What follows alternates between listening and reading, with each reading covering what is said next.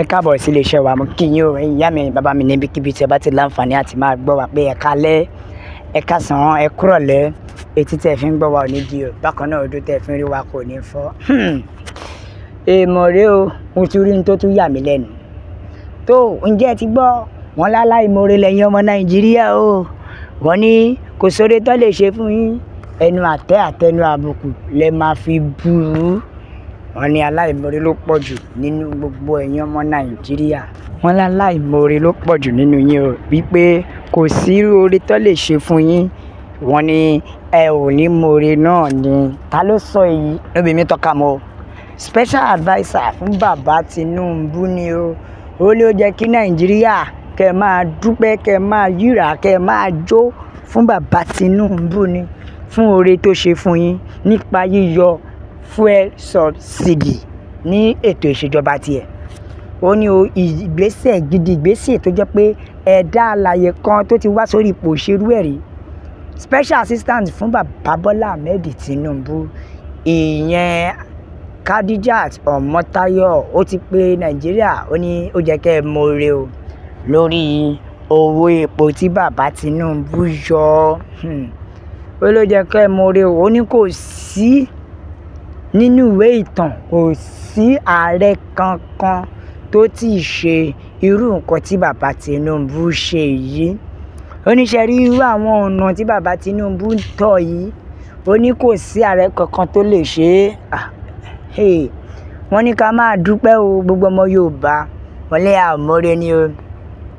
Màá arábìnrin Ọmọ́táyọ̀ ó tún tẹ̀ ẹ́ síwájú. Ó ní ṣe rí resources tó ń generate lára àwọn removal of subsidy. Ó ní ó ti pẹ̀lú nǹkan tó jẹ́ pé all state and the president has also increased the salary of workers. Wọ́n ní owó tí wọ́n ń rí lára removal of subsidy ló jẹ́ kí wọ́n lè fi owó kún gbogbo owó òṣìṣẹ́. Ó ṣọ́kì mi fáǹfààní ìwọ tó bá mọ̀. Wọ́n ní torí pé subsidy tó yọ lọ́ fi lè fowó kún owó òṣìṣẹ́ o. Ó ní fún díẹ̀ yìí òun ò expect pé at this point ká ṣe tún máa takò ọ̀rọ̀ tàbí kẹ́yìn máa sọ̀rọ̀ àbùkù sí ààrẹ Bọ́lá Tinubu nítorí wípé ó wá òun ní mẹ́sáyà láti wá gbalẹ̀ Nàìjíríà. Ó ṣọ́kì mi o, ó ṣọ́kì mi, ó ṣọ́kì mi, ó ṣọ́kì mi. Èyí pọ̀. Wọ́n ní bàbá Tinubu ní mẹ́sáyà lẹ Yorùbá, gbogbo ọmọ Yorùbá, ó ṣọ́kì mi náà o. Ó gbé mi fò. Ẹ máa bá wa lọ. Ó tún jẹ́ kó wà, ó ní òun ò bá máa wá sí Plateau o, ṣùgbọ́n láti lè jẹ́ kó òun wà kẹ́ lè mọ̀ pé bàbá wọn ń ṣiṣẹ́. Àbí ṣé bàbá wọn ò ṣiṣẹ́ ni? Bàbá wọn ń ṣiṣẹ́. Orin kó tó dìgbà ìbò gan, bàbá ní iye ipa tó kó ajá kírakíta láti lè rí pé ìbò náà bọ́ sí. Àwọn arábí kan fẹ́ bàbò jẹ́. Ó ti yé mi o. Ó ní pàápàá jùlọ ṣé bàbá Tinubu ò ṣe oore ni? Àbí torí pé ó ṣe wá lóore a lè gbàgbé o. Ó ti ṣe wá lóore a lè gbàgbé o. Mọ́mí ẹ máa wo president Nàìjíríà wa. Ó ṣọ́kì mi o. Wọ́n ní ṣe rí ọ̀dọ́. Wọ́n ní kẹ́ ń sọ̀rọ̀ nípa ẹ̀kọ́ ọ̀fẹ́. Ṣé ẹ̀kọ́ ọ̀fẹ́ ló kọ́kọ́ kàn? Ṣé moore kan tí bàbá Tinubu ti ṣe fún yín? Wọ́n ní bàbá Tinubu ti approve free loans fún gbogbo student láti lè máa benefit nípa ẹ̀. Wọ́n ní bàbá Tinubu ti approve free loan tó jẹ́ wípé lónìí tó jẹ́ pé ẹ ò tí ì rí gbà. Wọ́n ní bàbá Tinubu ti approve ẹ o tó yí fún gbogbo àwọn ọ̀dọ́. Pàápàá jùlọ wọ́n ní ẹ sọ fún ọ̀rẹ́, ẹ sọ fún ìyá, ẹ sọ fún ẹ̀gbọ́n, ẹ sọ fún àbúrò, ẹ sọ fún bàbá àti ìyá wípé àwọn ọ̀dọ́ wọ́n ti ní lọ́kàn, wọ́n ti fún wọn ní free loan tí ò tún sí collateral, tí ò sí kò tí ò sí onídúró mi yẹ ṣeun púpọ̀ ó jìgìjìgìjìgì. Wọ́n ní tí ò sí onídúró ń bẹ̀, wọ́n ní free loan yẹn. Ṣó yẹ kẹ́ ẹ tún máa wá moore kẹ́ wá sọ pé bàbá Tinubu ò ṣe? Wọ́n ní kí lẹ tún fẹ́, kí lẹ tún fẹ́. Wọ́n tún ní bàbá Tinubu dẹ̀ jẹ́ kó yé wa o wípé ẹ lè máa san lónìí yẹn fún ọdún 2 lẹ́yìn ìgbà tẹ́ ẹ bá ti ríṣẹ́. Ìbéèrè mi ni pé tẹ́ ẹ bá ríṣẹ́ kọ́dún 2 tó dé ńkọ́? Ẹ ti jẹ gbèsè yín lẹ́lọ nìyẹn o. Èèwọ̀ mélòó ni ló ti gbá lónù? Bàbá Tinubu ti ṣòfin o, ó ti fi lónù lẹ́ o. wọ́n ní pàápàá jùlọ ẹ̀ ò ní máa sanwó yẹn lápò ara yín ṣùgbọ́n wọ́n á máa yọnu sálárì ṣájà mo jí mi ò jí fóònù ẹ̀jọ̀ kí ni ìyàtọ̀. ẹ wo gbogbo Yorùbá ẹ ti gbọ́ wọn ní ká mọ́ ọ dúpẹ́ ẹjẹ́ àkàtẹ̀jíṣẹ́ àwọn èèyàn ẹjẹ́ àgbọ̀n tí àwọn ènìyàn sọ.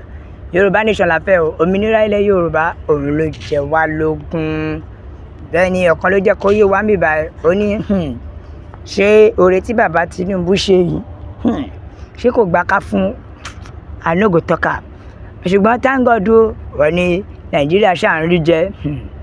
ìkan ló ní níbo ló wà ńgbà tó ń sọ̀rọ̀ yìí torí tó bá jẹ́ pé ó wà ń tó sí ní bí òkò níbi mi tọ́ka mọ́ níbi mi tọ́ka mọ́ ọ̀kan ní ṣẹ́ríwá àti bàbá Tinubu lọ́dọ̀ àbípẹ́ ìtìjọ fúnra wọn kan jẹ níbi mi tọ́ka mọ́ wẹ́ẹ́ kò sí problem ṣèbí removal subsidy lẹ́ṣẹ̀ ṣe yọ gbogbo bí ìlú ṣe lè kúrò lórílẹ̀‐èdè yìí àbí una don try now ẹ̀fà tí wàá fẹ́ fi wá sóko ẹrú nígbà tí ò sówó lù tí ò sóúnjẹ tó bá ní ká máa yá lónìí kí gbèsè lè pa wá. wọ́n ní bàbá Tinubu ní ká máa dúpẹ́ lọ́wọ́ òun fún pé òun yọ subsidy. tó I reserve my comment.